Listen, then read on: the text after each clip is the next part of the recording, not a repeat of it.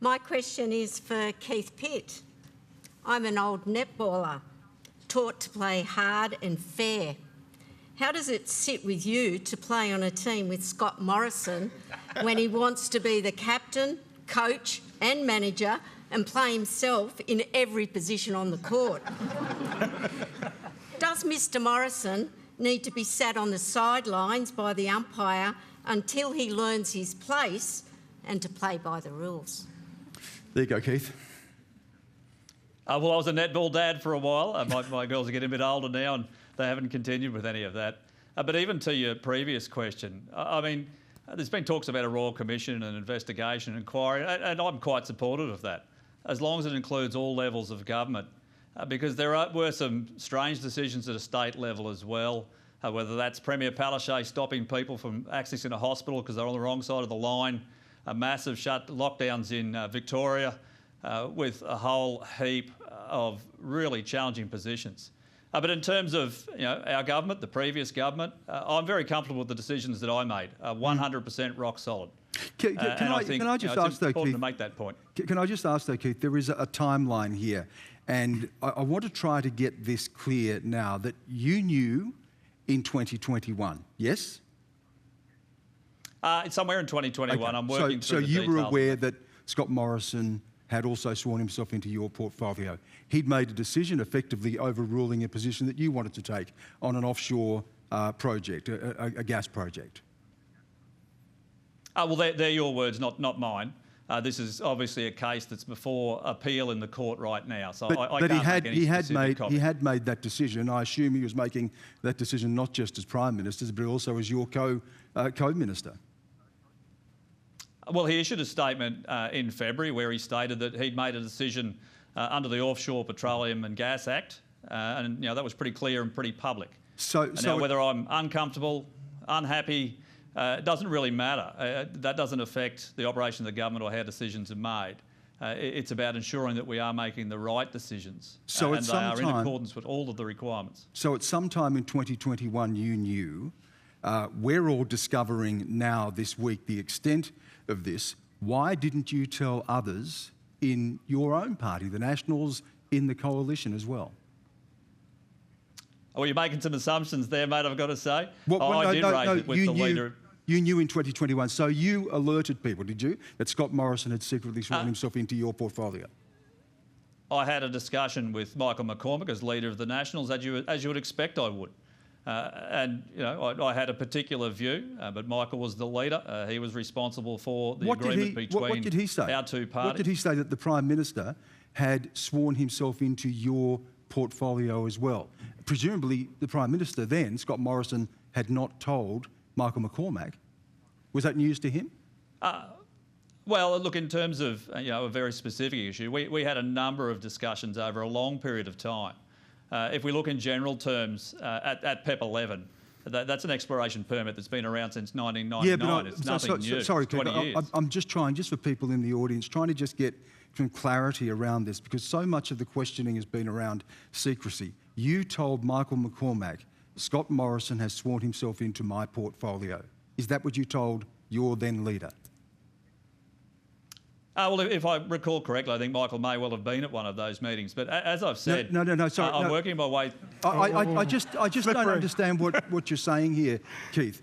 You were aware that Scott Morrison, sometime in 2021, you became aware that Scott Morrison had sworn himself into your portfolio. The public didn't know this, by the way. And you told Michael McCormack, hey, Scott Morrison has now sworn himself in to my portfolio as effectively co-minister. You told Michael McCormack, the leader of your party, then Deputy Prime Minister, that explicitly. Well, I'll answer the question if that's okay. It may have occurred in a meeting that Michael was at with all of us, including the PM and his representatives, or it may have been a separate discussion. I'm working my way through what is a very complex diary, as you can imagine. But we certainly had that discussion. Michael was certainly aware. It just doesn't... Does this make sense to you? I'm sorry, Keith. I know you're here from the government and you are the only one. Thank you for turning up and taking these questions. But so much of this is revolved around secrecy, and I just can't even get an answer from you that makes sense on this. Now you're saying Michael McCormack may have been in the room, you may have said that, the Prime Minister may have. Did you tell your leader, Michael McCormack, Deputy Prime Minister, that the Prime Minister had sworn himself in secretly to your portfolio? Yes? No?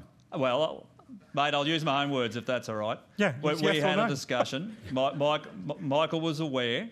But my recollection was that he may well have been in the room when we had a previous discussion with the PM. But as I've said, I'm working my way through that because I want to be absolutely certain that I've got the timeline right, and this is a serious issue which is before the courts. So you can understand that I'm being very cautious to make sure I get it right. PEP 11, that decision is brought before the courts. The Scott Morrison issue and swearing himself into your portfolio or multiple portfolios is not yet. Just a final thing, and then I want to come to Kathy here, who's on the panel as well. I just want to be clear here as well. Bridget McKenzie, one of your colleagues, has said that what Scott Morrison did is a breach of the coalition agreement. You're a National. Do you agree with that, that swearing himself in secretly to your portfolio was a breach of that agreement? Well, 2 points. That agreement is made between the leader of both parties and its contents are between them. And it is an allocation of portfolios based on a proportion. But in terms of things being secret, I mean, the PM made a very clear statement in February in regards to the decision on PEP 11, where he stated outright that he'd taken a decision under that particular act. It's not the portfolios. Kathy, what do you make of all this? And you've walked away from the Liberal Party in New South Wales just last week, but what do you make of what we've seen? Well, I mean, this is the sort of behaviour that has basically made me feel forced out of politics because it is not the behaviour of normal people, and it's certainly not... Sorry, Keith, but...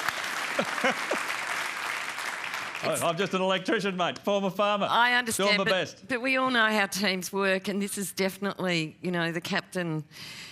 being the bowler, the batsman, the wicketkeeper and taking all the catches in slips is not feasible, and it's not how teams operate, and it leaves everyone else on the team feeling pretty unhappy, I would have thought, about the game. So I find it scheming. Of course, everyone wants to know why would he do that. It suggests, he had wanted to have something up his sleeve when he's dealing with his colleagues. So what does that do to trust inside the team? And I would also add, because it was the pandemic, the obligation to be transparent wasn't less, it was so much higher because Parliament wasn't sitting. And everyone had agreed to give him these powers. The obligation on him for disclosure was as high as it could ever be. Can I go back to Kathy, the old netballer? I'm sorry to use the word old. You said an old netballer. You said, should the Prime Minister be sat down? What do you mean by that? Do you think he should have to leave the Parliament? Maybe he should start to play an individual sport where if he wins, loses or it's a draw, he's only got himself to blame, Stan. Murray Watt, it does raise the question, should the Prime Minister, the former Prime Minister, remain in the Parliament? I haven't heard anyone on your side. There have been some on the other side who've said yes, that he should now step down from his seat. Do you believe he should? Well, I mean, ultimately it's a matter for the Liberal Party, but my personal view is he should go. And frankly, there's someone else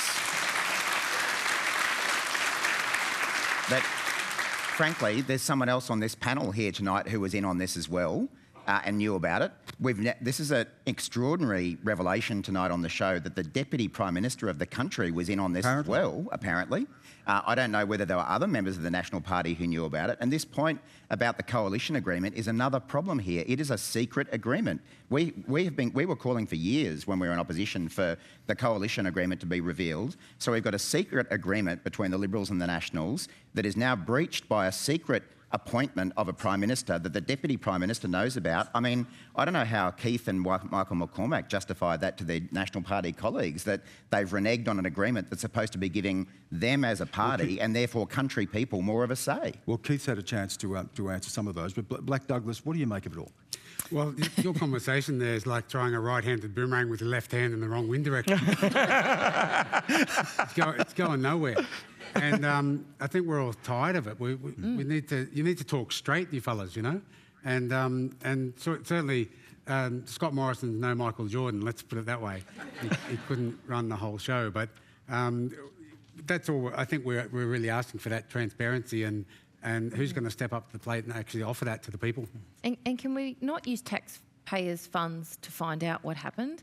So every time there's an issue, so I think if someone has done something wrong, they should fund it themselves. It should be garnished from their wages or back pay, because it is a Royal Commission or something. It's our money. We need shelters with that money. Can I ask Murray as well, what about the Governor-General? I mean, Anthony Albanese, as your leader and Prime Minister now, has excused the Governor-General. Scott Morrison says it's not to blame the Governor-General. But isn't there some responsibility here? He's head of state. Look, it's certainly an odd situation for the Governor-General to have found himself in, but I don't think that we should be absolving Scott Morrison, ultimately, of his responsibility here. The Governor-General is the head of state. He'd be the last line of defence. And if he knew something was up, if he thought this was happening in secret, and he was certainly aware as the portfolios mounted, why didn't he do more? Well, look, I suppose I can only go on the basis of his comments, which is that his role is to act on the advice of the government, and the advice of the government through the Prime Minister was to do this. I mean, just to briefly return to the point about Scott Morrison's future, this is also now a test for Peter Dutton's leadership of the Liberal Party. He's tried to do the old, let's move on, nothing to see here, it's all fine, let's talk about something else. If Peter Dutton is serious about restoring integrity to politics, then he's got a job to do about managing Scott Morrison. Scott Morrison's defence at the press conference, I really recommend you all watch it. It's an hour of my life I'll never get back. You should suffer too. But it was so fascinating. His defence was, the whole opening is, so I was really good in COVID. You'd all be dead if it wasn't for me. What are you whinging about?